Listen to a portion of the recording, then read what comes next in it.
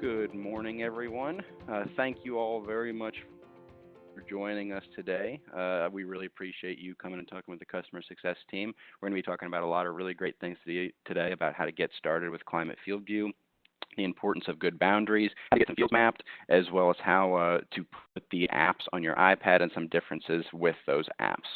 Just for introductions, my name is Jacob. I'm a customer success rep for the beautiful state of Minnesota. I also have Jen in here with me as well. She's helping do some of the technical stuff in the background and make sure that the wheels keep spinning, things keep running smoothly. Like I say, we're really happy to have you guys on here. Just a small housekeeping note, because a lot of you guys, like I mentioned before, are in tractors, trailers, machine shops, things of that nature. We're going to keep you guys muted for the original part of this presentation just so I can go through the content. If you have a question, we have a little Q&A box if you're looking at the computer down in the bottom right-hand side of your screen. Be sure to throw questions down there and we'll answer them as the presentation goes on. Once the presentation's over, we can go ahead and unmute everybody and we can have a little bit more of a dialogue. I just want to keep everybody muted so we can get through all the stuff and then we can have a conversation about it here at the end. We've got a lot of content to go over, so let's get started. So if you're seeing my screen right now, you should see that this is our climate.com homepage. You see that we've got a couple things here. The drive up in the top right-hand corner, digital farming's leading software platform over there on the left. And what I'm going to do is I'm going to show you how to log into your Climate account if you're logging in for the very first time. So you'll see that white login button up there in the top right-hand corner. You're just going to want to click on that. It'll bring you to this other login page here where you'll get your email/username, your password. You'll also get a little toggle switch to stay logged in. Now you can toggle this on and off if you want to stay logged in, if you want it to automatically log you into the account whenever you reopen your computer. If you like to log in every time, that's completely fine. You know, it's whatever your preference is, but the option is definitely there. So what we're going to do here is we are going to log into one of the demo accounts that we have here.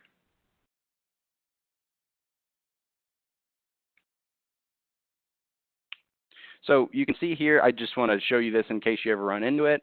Down here, this little red tagline, the username/password combination was not recognized. This will appear if there's a typo in either your username or your password. That's nothing to fret about. All you need to do is just do a quick double check and make sure that there's no spelling errors in each of these. So as you can see up here, it looks like there is an extra L in the Gmail. If we go ahead and fix that typo, we're good to go, and we can get logged into the full account. It'll change the window a little bit, and you'll be able to see what we're seeing here. This is the demo account that we have for these demonstrations, old Pete Prime's account, and we've got a couple demo fields in here from some of the other demonstrations that we've done in the last couple weeks. So what I want to show you in this account is really one of the most fundamental things that the platform can do and has to offer, and that's how to map fields. And we really can't stress the value of good field boundaries enough. So good field boundaries will allow you to map correctly on the climate side of things. It'll allow you to collect valuable data. It'll allow for rainfall and FHA images to be accurate and useful. It'll allow certain pricing-based programs. I know that we have some up in Canada. We have advanced prescriptions, you know, here in the States up there as well. It'll allow you to get an accurate estimate on them. Just accurate boundaries, like anything else, if we can really fine tune, if we put a little bit of work on the front end, it will save us a lot of cleanup, a lot of headache on the back end. So what I want to show you is how to create those boundaries using common land units and just drawing them yourself. If you look down here to the bottom left-hand side of the screen, you'll see a button with a little plus sign, and it says Add a Field. That's exactly what we're going to go ahead and do. So if we just click on that button down there, it'll load up some of these boundaries, and you see that the screen looks a little bit different now. We've got all these different green lines on the screen, and what that is, those are CLUs, common land units. Some areas in the country have them, some do not. It's something where you can certainly use the CLUs as a template if you're drawing your field. If it's something that you don't want to use, you can always draw it manually. We'll go through and show it both ways here. So using the CLUs is pretty easy. All you need to do is click on one of these shapes that's highlighted, and right there we've got a field that's selected. These little white dots around the field are what is indicative of that field boundary. And we can grab those white dots and change the boundary as need be. So let's say that for this particular piece of land, the CLU is pretty accurate, but we also farm these two little chunks as the same entity. So what we're going to do is just pull these dots over and tug them in the way that we need to tug them to complete this boundary in the way that we want to. Once that's done, we're good to go. What we can do is add the field name, the client name, and the farm name. And what these are over here, the client, farm, and field name, are just ways to make your fields unique in relation to other fields. So the field name is going to be the most unique characteristic you can put on it. It's the name of the field. It's it's Bob's back 80, it's Frank's 40, it's Southfield, it's North Line, it's something of that general nature. So we'll go ahead and name this field Test 33.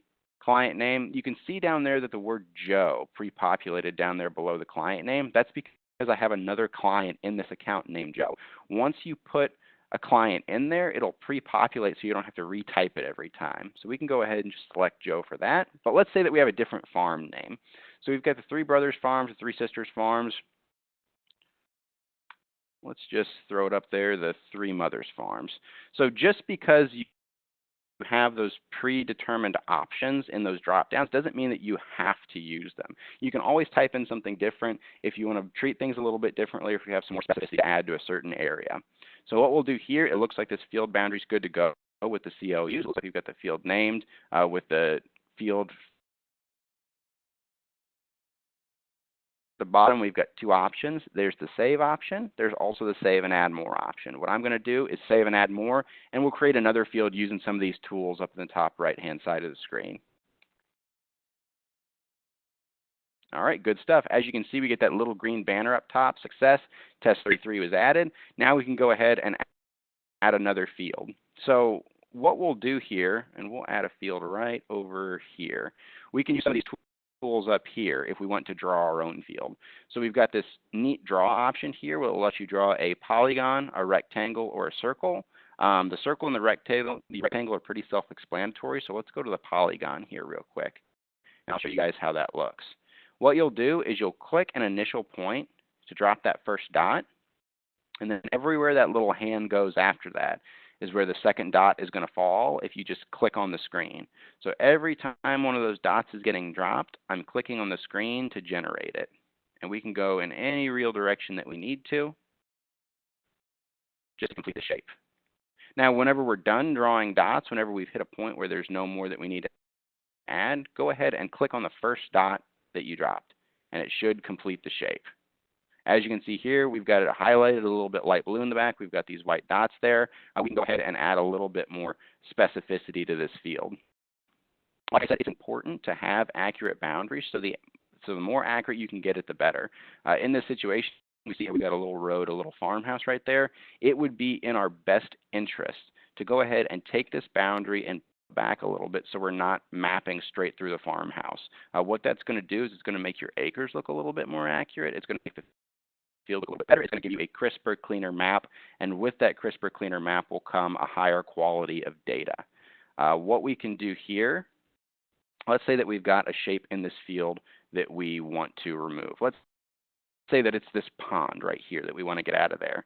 What we can do is we can hit this remove tool right next to draw, and we can remove a polygon.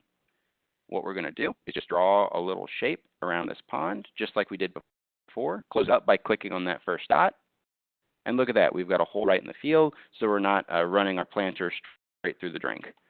There's some other tools up here where we've got some ability to simplify, fill whole, or fill all holes.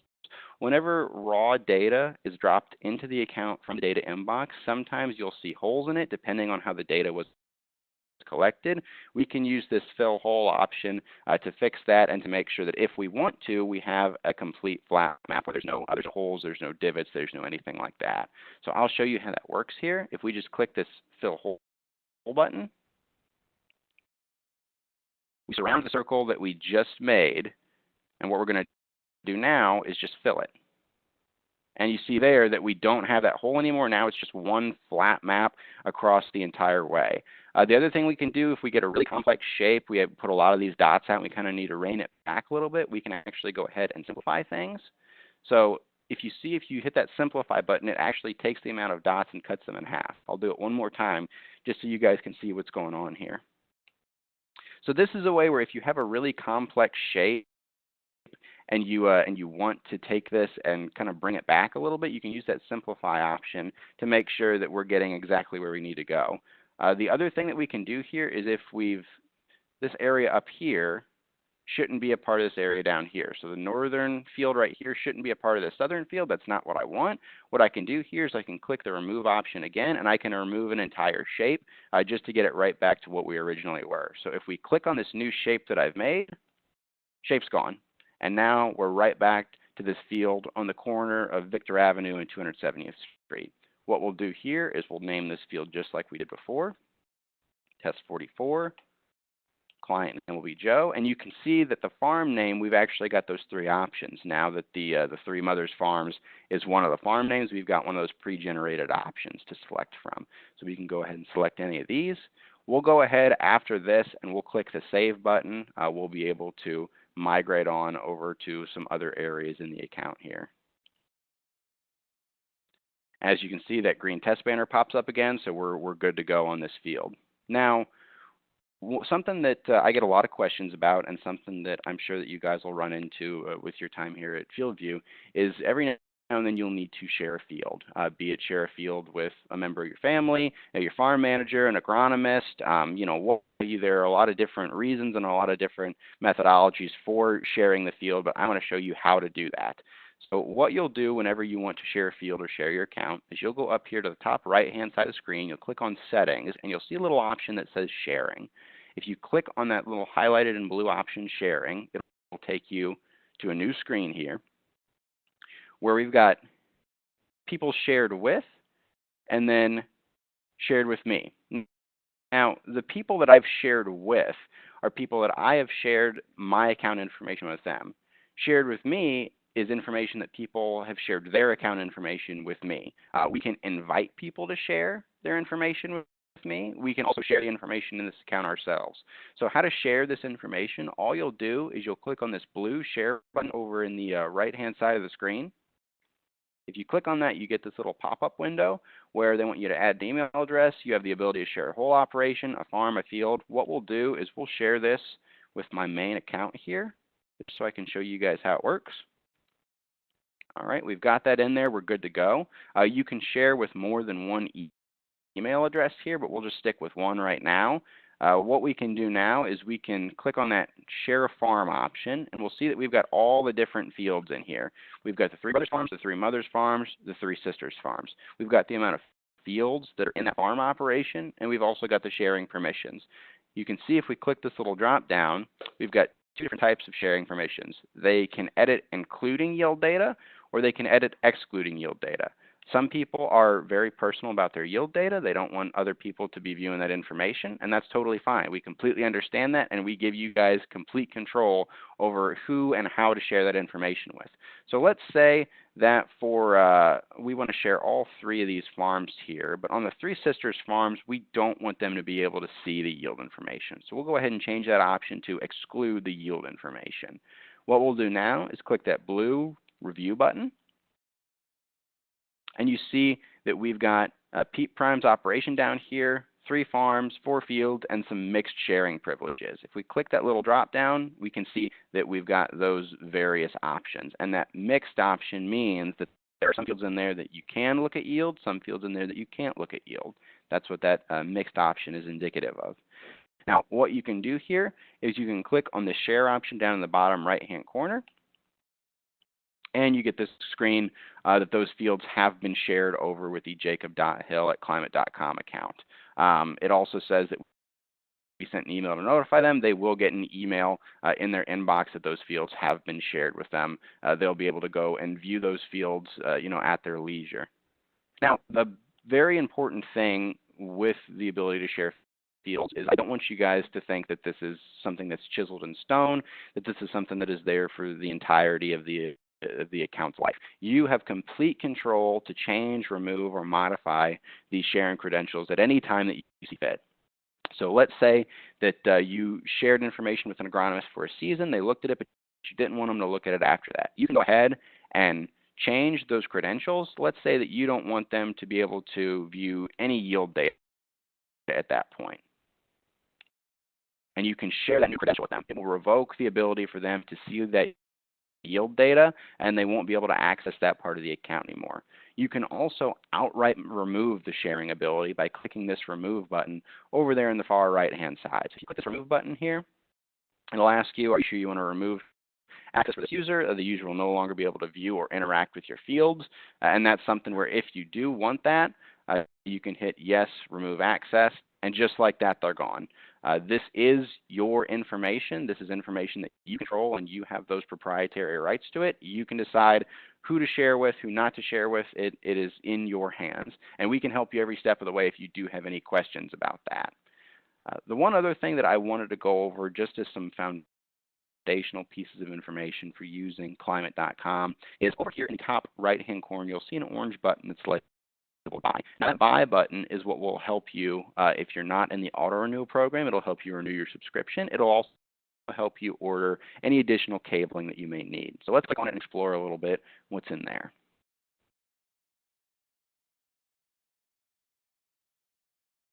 As you can see, it's loading up a new screen here, and what this screen is going to do is it's going to show us some of the various packages and cabling and hardware that we offer here at Climate FieldView.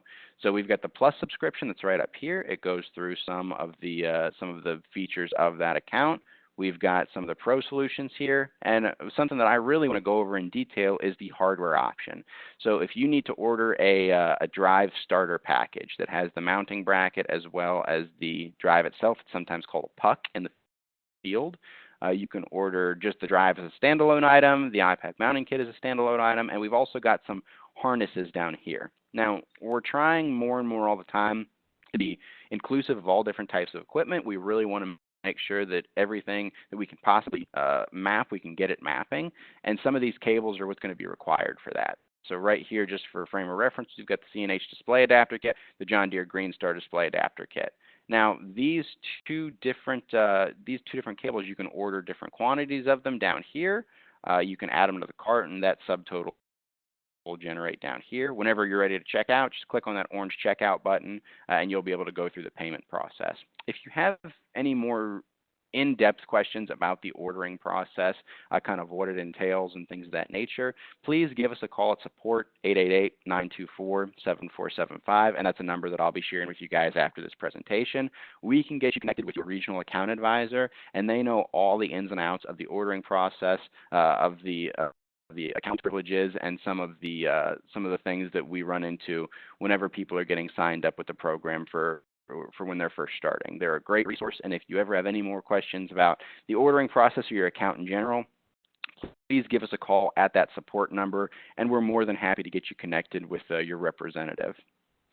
Now, we've gone over a lot here on the web. What I want to do now is I want to switch gears just a little bit, and I want to talk more about the iPad and more about the apps that we can put on the iPad, and some of the differences between those apps, as well as how to make sure that you're running on the latest and greatest software here. So what you should see now is you'll see a slideshow. Let me just go ahead and present that to you guys. All right, so the first thing that I want to mention, I know that some of you may have the app, some of you may not. Downloading the apps is a very, very easy process. All you'll need to do is go to the App Store icon on your iPad. Now, that App Store icon looks like 3 white sticks on a blue background. I've got a little picture of it here over in the right-hand side. Once you're in the App Store, you can find these apps by selecting Search down on the bottom right-hand corner, typing in Climate FieldView. Clicking that search button, it should be the first 2 things that generate. It'll pull up both the CAB app and the FieldView app, as you can see in this image here. We've got the Climate FieldView app over there on the left. We've got the CAB app over on the right, and you'll be able to download them from that junction. Now, people ask me a lot, and it's a question I get pretty frequently here at work. What is the difference between these 2 apps? Do I need these 2 apps? You know, why is there 2 of them? Can you explain to me a little bit more why we've got this pair rather than just the one?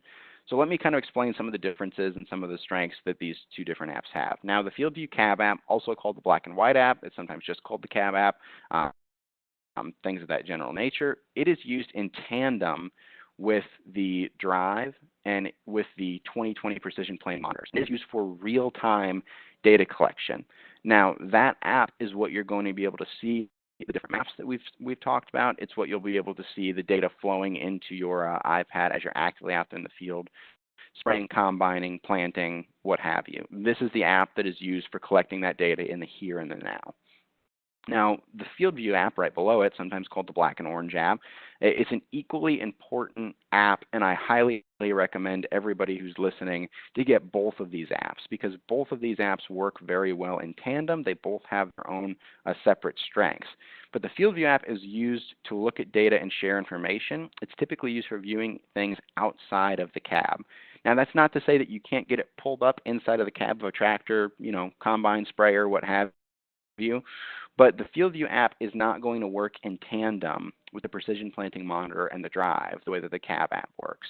Both of these apps are free to download. They're both on the App Store, and we can help you navigate them and learn how to use them to the best of your ability. So I highly recommend, if you take one thing away from this call, is once you're done to download these two apps on your iPad and play around with them a little bit. If you have any questions, give us a call. That support number that I'll be sending out. We're more than happy to answer them. But it's one of those things where if you can really sit down and kind of fiddle with them a little bit, it's something that comes very quickly. It's like riding a bike. You'll get a scraped knee or two, but it comes very fast, and it's something that people really enjoy using. Now, updating the app and the iOS is also something that's a very important housekeeping item, because it makes sure that you're running with the latest and greatest software. It's also something that is very easy to do. So if you look over here to the left-hand side of the screen, we've got this picture of an iPad there. You're going to click on that gray gear icon, the setting option of the iPad itself. Once you click on that, you want to make sure that General is selected in the left-hand side of the screen. You can see down here we've got General that's highlighted in blue, and you're going to want to check the software version of your iOS. Making sure that you have a good iOS and that you have up-to-date software is going to be very important to make sure that you can get the apps. For frame of reference, if you have an iPad that is running software, let's say 9.6, and it won't update any further, that is going to be detrimental for getting the applications on your iPad. And we need to make sure that we can get you an iPad that can update to at least 12.2 or newer. That's kind of the standard that we've set right now. Right around 12, I believe that they just released 12.4 a few days ago, so that's going to be the latest and greatest. Try to make sure you update this software as often as you can. It's something that's just a good housekeeping item, and like I say, if we put a little work on the front end, it saves just a whole lot of work on the back end. Now, updating the cab app, it's very easy as well, just a little bit of a different methodology. What you'll want to do is, once you have the cab app, you'll want to open it, go to Help, and then Version Info. The current version for the cab app will show up on the top of the list. So you can see here that we've got 8.29, 8.28, 8.27. We've got all of these different versions, but the thing that we're most concerned about is the one that's at the very top, because the one that's at the very top is the most recent version that has been put on this particular iPad.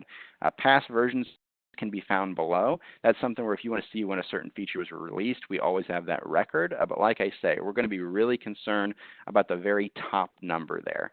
We did just release version 8.3 yesterday, so I highly recommend, if you guys have not downloaded 8.3 on your iPad, please do. It's something where we have a lot of really cool features in there, and I highly recommend everybody making sure that they're on the latest and greatest as far as the cab app is concerned. Similar methodology for updating the FieldView app. You will just go to, you'll make sure that you can go to the settings, you'll see the build version, and you can update it from the App Store in the same way that we downloaded it. There is one more thing that I want to mention to everybody today. It's something that saves a lot of time out in the field. If we can, again, just a little bit of work here on the front end, it's the adding of hybrid seed treatments, applications, and et cetera into the cab app before we actually even go out in the field. So if you go into the cab app and you go into the field section, it'll allow you to add hybrid seed treatments applications for quick selection. What that's going to do is, rather than having to sift through every seed treatment, every hybrid, every application that you have, the applications, seed treatments, the hybrids for that particular field will float to the top, labeled field hybrids, and they can be added or removed at any time. It's a tool that will allow you to very quickly select the hybrids, the seed treatments, the applications that you need, get out in the field, and start doing what you're doing. It's one of those things where it saves a little bit of time, but over the days, over the weeks, that time really adds up. It just makes things for a smoother process if we can add these hybrids and things a little bit ahead of the game. Another thing that I want to point out here is you can also rename or delete fields from this particular window in CAB Apps Fields. If you see up there at the top of the screen, over here on the left, there's a button that says Edit. That Edit button will allow you to change the client farm field structure of that particular field. So you can rename it to something that makes a little bit more sense. You can fix any typos that are in there. You can change it for clarity's sake if you have a hired man coming out there and helping out with one of these fields. You can also add a new field if you need to add a completely new field that was not already in the system. And what you'll do there is you'll click on that Add New Field button down there in the bottom left-hand corner. What you'll see after you click on that Add New Field button, you'll be able to enter a client, a farm name, and a field name. What you'll see after that will be a question mark with a little box around it. Now, that's nothing to fret about. All that means is that that particular field does not have a boundary that's attached to it. It's got a client farm field name attached to it, but no boundary. You can still make that field active. You can still run that field as normal. It's something that I would recommend just to, whenever you're sitting back in front of a computer again, to go into climate.com, add that boundary just to make sure that we have a nice, crisp boundary for some of those points that I mentioned earlier. It allows for good data collection. It allows for accurate pricing. It just makes things a little bit smoother and a little bit more user-friendly. We have that good boundary added in there. So this presentation that I kind of went through, there's a little bit more on the front half that we went through live. Some of these helpful links will be here at the end for you to select if you want to learn about more getting started tips, mapping field boundaries, downloading apps, logging out, and switching accounts in the FieldView CAB app. It's something where we have a lot of information here. And if you have any questions that we didn't go over, like I say, give us a call here at support, and we're always more than happy to help to answer those questions. Now, I do want to open up a little bit of time here at the end. I really appreciate you guys listening to my song and dance and letting me get up on my soapbox. So let me go ahead and stop sharing my screen for just a moment, and I'll unmute everybody and we'll be good to go. All right, so you guys should be unmuted, so if there's any questions at all for me or Jen here, we'd be more than happy to answer them. So let's hear. Is there anything that you guys are wondering that I went over, or maybe some stuff that I didn't go over?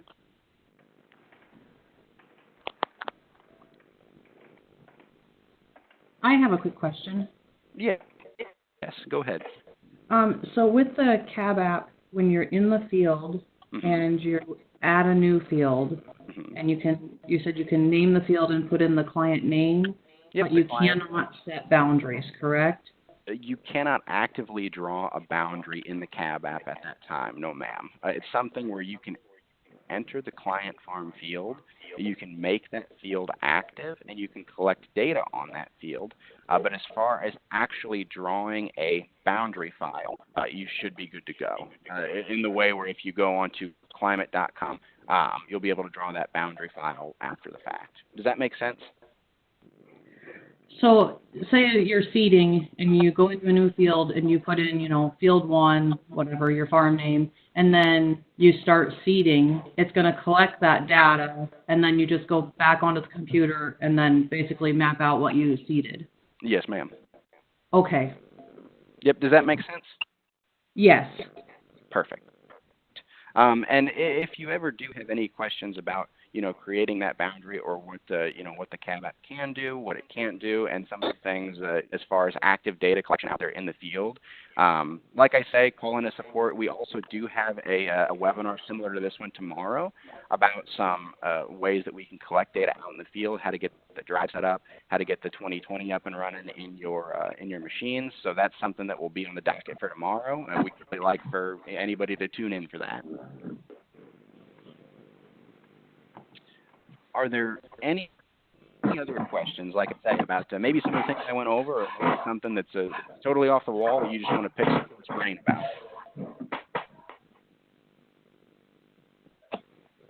All right, I do see that we have some questions questions coming over on the Q&A down there, so I want to make sure that there's plenty of time to answer that.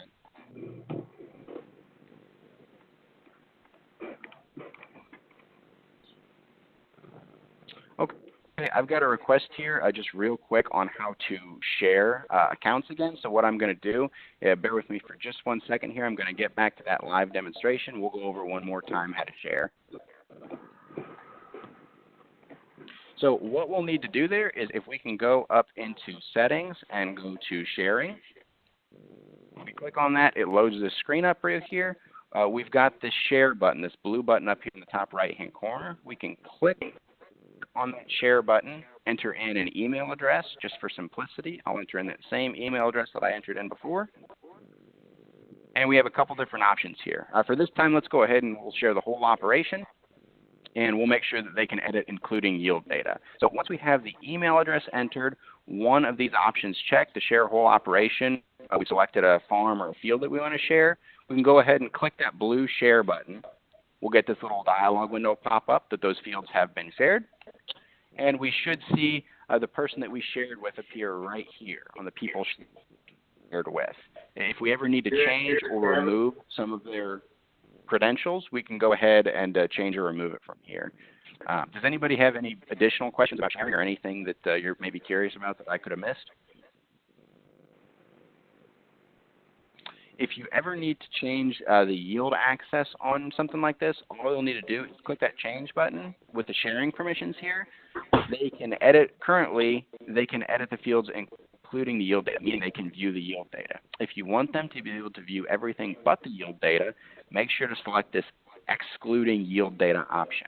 When you've excluded the yield data, they won't be able to access it from their end. That will stay private. That will stay something that only you can see as the account holder. So if you want to go ahead and share that, you can see that some of these credentials have been updated here. We can hit OK, and we're kind of right back where we were. You'll see right here that there's a little tagline that says edit without yield, and that's what will let you be sure that, okay, we've given the ability to look at some of these fields, but I cannot see my yield data.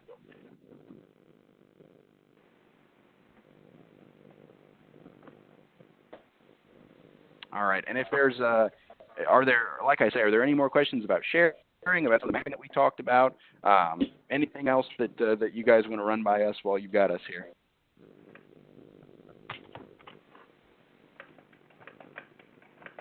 All right, I will pull the plug here on questions then. Thank you guys so much for sitting with us this morning. I know that there is a lot of stuff that goes on in a farmer's life, and it really means a lot that you were able to delegate some time to allow us to talk with you. If you have any questions at all, like I said, give us a call there at that support number, 888-924-7475. We'd be more than happy to continue the conversation. This slide deck will be sent out to you in an email a little bit later today, so be looking for that. If you have any questions at all, please don't be afraid to reach out to us. You know, we're here ready to help, and it's something that it's just what we do. So thanks again. Until next time. Thanks, guys.